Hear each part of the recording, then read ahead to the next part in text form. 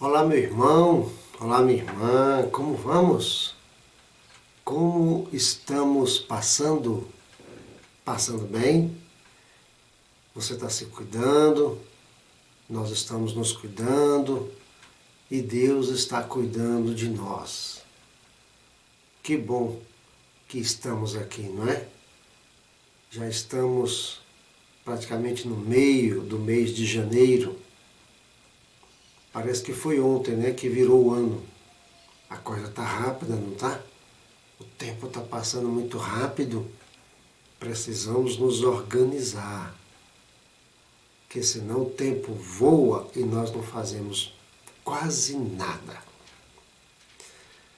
Vamos aos nossos arrazoandos sobre a lição número 3 da nossa revista editora Betel, Mardoqueu e sua integridade. Você sabe que os nossos arrazoandos são sugestões de temas, assuntos que podem ser trabalhados na aula, você, professor, ou que podem ser explorados, estudados, aprofundados por você que estuda a Bíblia, que ama estudar a Bíblia. São sugestões. São sempre 5 arrazoandos por vez. O nosso primeiro arrazoando é para tratarmos do seguinte: importa obedecer aos homens ou a Deus? A quem devemos obediência em primeiro plano? É claro que é a Deus, é lógico, resposta óbvia. Esta foi a resposta de Pedro e de seus colegas lá após a morte de Cristo, aquela perseguição terrível que houve. E as autoridades disseram: olha, não é para vocês pregarem esta doutrina de que Jesus é o Cristo, de que nós o matamos, de que Ele é o Senhor, de que Ele ressuscitou. Parem de pregar isso, porque senão a coisa vai ficar feia para o lado de vocês. E qual foi a resposta de Pedro e de seus colegas? Importa obedecer a Deus e não aos homens. Então aqui nós não temos um caso de desobediência pura e simples, mas um caso de compromisso com Deus. É bem diferente. Mardoqueu comprometido com Deus. Não, Mardoqueu é um desobediente. O rei mandou que todos se curvassem diante de Amã. Todos se ajoelhassem, se curvassem diante dele. Mardoqueu não fazia isso. Desobediente, né? Provocou a ira de Amã. Amã vaidoso, orgulhoso, metido, prepotente. Se sentiu profundamente ofendido com aquela atitude de Mardoqueu. Mardoqueu é um insubmisso. Ele teria que se submeter. É? Não. Curvar-se diante de Deus. Curvar-se diante do Todo-Poderoso. Curvar-se diante daquele que rege o universo. E não diante de uma autoridade qualquer. Ah, mas o rei mandou. O rei mandou Sadraque, Mesaque, Abednego se curvarem. Eles se curvaram? Não. Ah, mas o rei mandou. Mandou. Mas importa obedecer a Deus em primeiro plano. Mas Deus manda que nós oremos pelas autoridades e nos submetamos a elas, até certo ponto. E oremos por elas não porque apoiamos e aprovamos tudo o que elas fazem. Não. Se está errado, está errado. Se está maltratando o povo, se está humilhando o povo, se está sendo instrumento do diabo na vida do povo. Nós vamos orar para que Deus nos dê autoridades que honrem a Ele e que aliviem as cargas do povo. Vamos obedecer às autoridades. Sim, devemos, somos cidadãos, somos responsáveis. Mas acima das autoridades está a autoridade, Deus. A Ele, nossa obediência em primeiro plano. Em segundo plano, aos homens, que fazem o que devem fazer e não o que acham que devem fazer ou que fazem o que não deveriam fazer. Nosso segundo arrazoando é para pensarmos sobre o seguinte: a pessoa que tem compromisso com Deus peca, porque é pecador. Nós todos somos pecadores, mas não tem prazer no pecado. Uma coisa é pecar, porque somos pecadores, somos falhos. Outra coisa é pecar, porque tem prazer no pecado. Uma coisa é abrir mão do compromisso com Deus e fazer o que me dá prazer, ainda que vá contra o que Deus quer que eu faça, ou o que Deus ordene que ninguém faça. Pecamos sim, somos pecadores, mas do que eu, um homem íntegro. Mas quer dizer que não errava, não pecava, não fazia o que não deveria fazer? É claro que não existe este homem. Há apenas um homem impecável, íntegro em tudo. Jesus. Ele sim, o Deus homem, o homem-deus, que passou por esta terra e não deixou marca alguma de que pecou, de que errou, de que transgrediu, de que foi um pecador. O único. Todos os demais somos pecadores. Buscamos a integridade e devemos buscá-la sempre, porque nós sempre queremos fazer aquilo que desagrada a Deus, que desonra a Deus, que envergonha o Espírito Santo, que faz mal aos olhos de Deus, que agride a Deus. É da nossa natureza. Mas aqui vai uma pergunta. Você, eu, nós pecamos porque somos humanos e aí transgredimos e erramos em ações, atitudes, pensamentos, práticas, ou porque nós temos prazer em pecar? Como é que eu vou saber isso? Você pode perguntar. É o seguinte: se quando eu erro, o Espírito Santo não tem acesso a mim para me convencer de que eu estou errado, eu estou insensível a Ele, eu não sinto que pequei, eu estou ficando com a minha mente cauterizada, eu estou ficando com o meu couro duro. Eu já não sinto mais nenhum remorso, nenhuma agonia, nenhuma aflição, nenhum desgosto comigo mesmo. Não sinto necessidade de me arrepender. Eu estou tendo prazer no pecado. Eu estou gostando disso e fazendo de conta que não tem problema. Agora, quando eu peco, você peca, nós pecamos, porque somos pecadores, imediatamente o Espírito Santo nos convence do pecado, da justiça e do juízo. E aí nós nos humilhamos diante do Senhor, pedindo a Ele misericórdia. Pecamos porque somos humanos e não porque temos prazer no pecado. Pecamos, mas sabemos que o pecado nos afasta de Deus. E longe de Deus o homem não vale nada.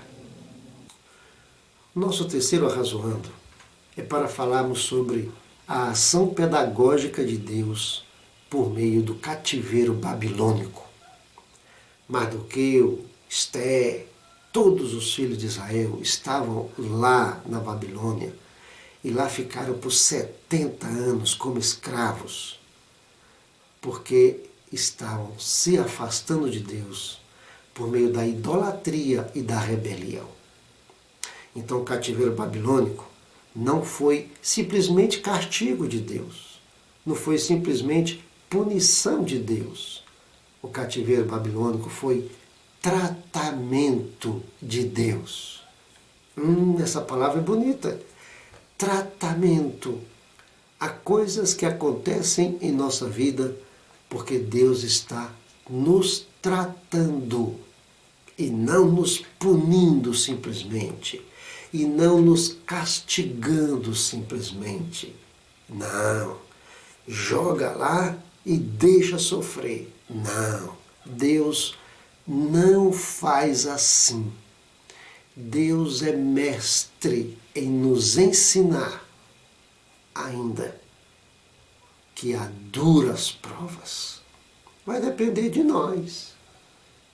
Você sabe que ninguém é igual a ninguém. Você sabe que para uns basta olhar, ele já entendeu. Para outros é preciso falar. Outros é preciso gritar. Outros é preciso pegar pela orelha. Outros não é pela orelha, é já pegar mesmo com gosto. Somos assim. Ninguém é igual a ninguém. O certo é que Deus sabe tratar com cada um de nós. E ainda que venhamos a pensar que estamos largados, entregues à nossa própria sorte, Deus está nos tratando. Mardoqueu, Esther e todos os filhos de Israel, lá na Babilônia, largados, entregues à sua própria sorte, né? Todos sob os olhos de Deus, Deus cuidando deles. Por isso, Mardoqueu foi quem foi lá no Império Babilônico. Por isso, Esther foi quem foi lá no Império Babilônico. Por isso, Daniel foi quem foi lá na corte do rei Nabucodonosor. Por isso, os amigos de Daniel foram quem foram lá no cativeiro, na corte de Nabucodonosor. Não estamos entregues à nossa própria sorte. Deus está cuidando de nós o tempo todo. E por mais que imaginemos que estamos largados, abandonados, sendo punidos, castigados, estamos sendo tratados por Deus. Deus está nos tratando para que alcancemos o que Ele quer que alcancemos, para que cheguemos ao ponto ao qual Ele quer que cheguemos, para que façamos o que Ele quer que façamos, para que sejamos o que Ele quer que sejamos. Nosso quarto arrazoando é para pensarmos um pouco aqui sobre essa questão das oportunidades. Oportunidades vêm e oportunidades se vão. A vida é cheia de oportunidades. E nós sabemos que nada acontece por acaso. Foi por acaso que Mardoqueu estava lá na porta e ouviu aquela conversa de Bigtan e Teres, querendo colocar a mão em Assuero? Não foi por acaso.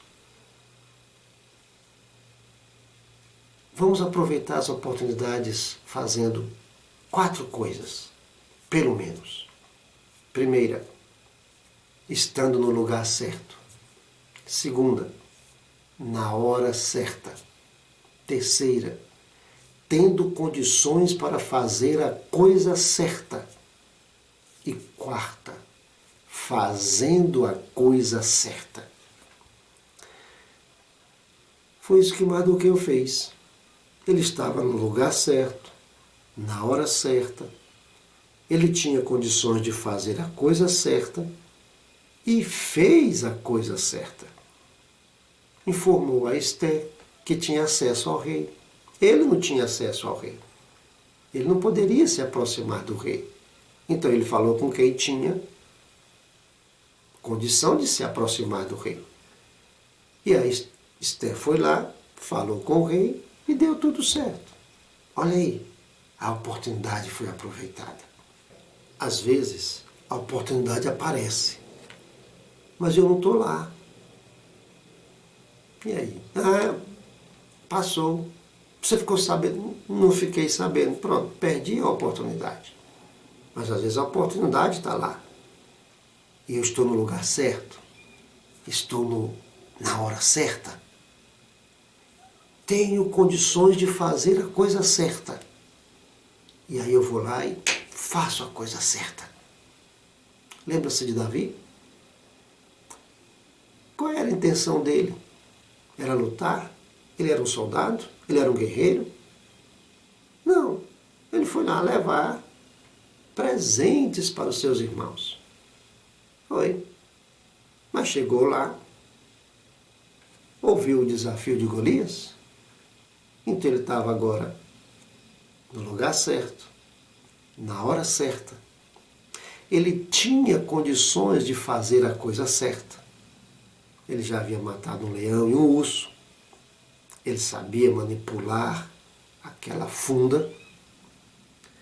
E aí ele decidiu fazer a coisa certa. Pronto. Aproveitou a oportunidade. Lembra-se de Bartimeu? Bartimeu estava lá. Jesus estava passando. Ele estava no lugar certo, na hora certa. Sabia fazer a coisa certa. Jesus, filho de Davi, tem misericórdia de mim. E fez a coisa certa. Largou tudo e foi encontrar-se com Jesus.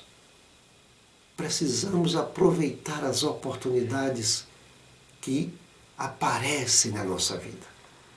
Agora, eu preciso estar o mais preparado possível para aproveitar a oportunidade. Porque às vezes eu estou no lugar certo, na hora certa, mas não tenho condição de fazer a coisa certa. Estou despreparado. Às vezes, eu estou no lugar certo, na hora certa, tenho condição de fazer a coisa certa e vou lá e faço tudo errado. Perdi a oportunidade. Oportunidades vêm e oportunidades se vão. Eu preciso aprender a aproveitar as oportunidades. Existem oportunidades que vêm mais de uma vez. E existem oportunidades que só vêm uma vez. É pegar ou perder para sempre.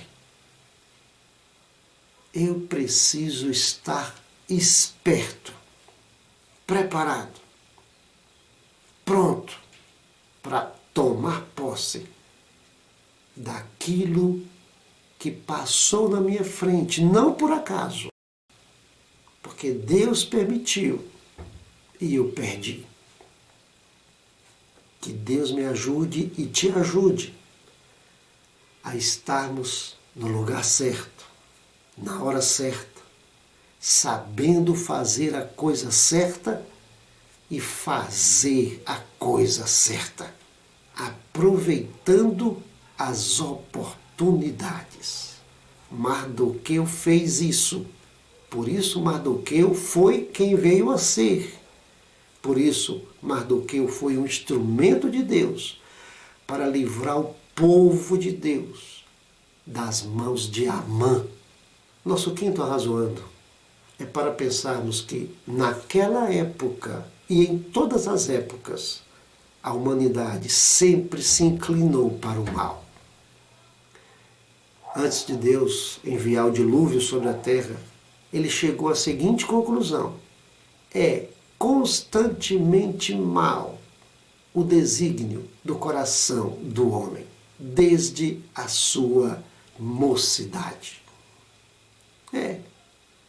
Então, se hoje há maldade na terra, em todo tempo houve maldade na terra. Todo tempo haverá maldade na terra. Ah, mas você está sendo um agoureiro. Não, é a realidade. É o que é. As coisas vão ficando cada vez piores, porque o homem está cada vez pior. Não há limites para ele. Lá, na época de Mardoqueu, o íntegro Mardoqueu, havia muita perversidade, muita malignidade, muita coisa invertida, muitos valores invertidos, como hoje. Talvez hoje pior do que naquela época. Mas aí o que interessa é que Mardoqueu tinha compromisso com Deus e era firme nos seus propósitos. Não se ajoelhou diante de Amã. Não, só me ajoelho diante de Deus, do Senhor do universo. Não se inclinou diante da ordem do rei e nem da fúria de Amã. Ao perceber a manobra de Amã, tomou as providências que cabiam a ele tomar, na fé de que socorro de Deus viria para o povo, se por Ester ou se por outro, mas que Ester não fugisse do seu compromisso e não fugisse da sua missão. Não era por acaso que ela estava no palácio. Não era por acaso que ela tinha acesso ao rei. Não era por acaso. Nada é por acaso. Inverter valores é uma ação antiga do ser humano. Quando Mardoqueu ficou sabendo da trama de Bigtã e Teres, ele poderia se unir a eles. Ou não. Ele estava numa terra como escravo. Bigtã e Teres iria livrá-los de Assuero. Ele poderia conquistar espaço naquela manobra, fazer parte daquela manobra e se dar bem com aquela manobra. Ou não? Claro que sim. Poderia sim. Agora, Mardoqueu tinha uma coisa: compromisso com Deus. E quem tem compromisso com Deus não vê o errado como certo. Era errado o que eles estavam fazendo. Ah, mas é contra o seu algoz. Mas é errado, não é assim. Deus vai nos livrar deste cativeiro na hora certa, da forma certa. Não desta forma. Isso é traição. Isso é rebelião. Isso é errado. Mas do que? Você vai perder a oportunidade de matar o rei que escraviza o seu povo. Você vai perder esta oportunidade. Isso não é uma oportunidade, isso é uma cilada. Eu tenho compromisso com Deus. Sei que estamos aqui porque Deus está nos tratando. Sei que haverá um dia em que estaremos livres daqui, pelas mãos de Deus, e não por meio de manobra política, traição, não por meio de manobras políticas e politiqueiras, não. Da mesma forma hoje, Deus guarda o seu povo. Deus guarda aqueles que têm compromisso com Ele. Deus guarda a sua igreja, não por meio de manobras políticas e politiqueiras, não por meio de traições, não por meio de rebelião, não por meio de apoio a candidato A, candidato B, candidato A, candidato B, por melhor que sejam, são seres humanos. São homens que podem nos dar muita tristeza, podem nos dar orgulho, mas podem nos dar muita tristeza. Então eu não vou me fiar neles, eu vou me fiar em Deus. E se eles forem o instrumento que Deus quer usar para abençoar a igreja, eles vão abençoar o povo de Deus. Mas eu não vou acreditar que eles são o instrumento de Deus, porque podem ser e podem não ser, da mesma forma que eu e você. Às vezes somos instrumentos de Deus e às vezes somos instrumentos do diabo. Pedro falou, tu és o Cristo, o Filho do Deus vivo, instrumento de Deus. Mas na sequência, Senhor, não pense nisso, que conversa é essa de morrer? Para trás de mim, Satanás. Somos assim. Somos humanos. Então, meu irmão, minha irmã, não se una a conchavos, a grupos, a partidos, achando que a solução está naquilo. Aquilo pode ser usado por Deus, mas pode ser usado pelo diabo. Vamos ter discernimento, confiar em Deus, crer em Deus, buscar a Deus.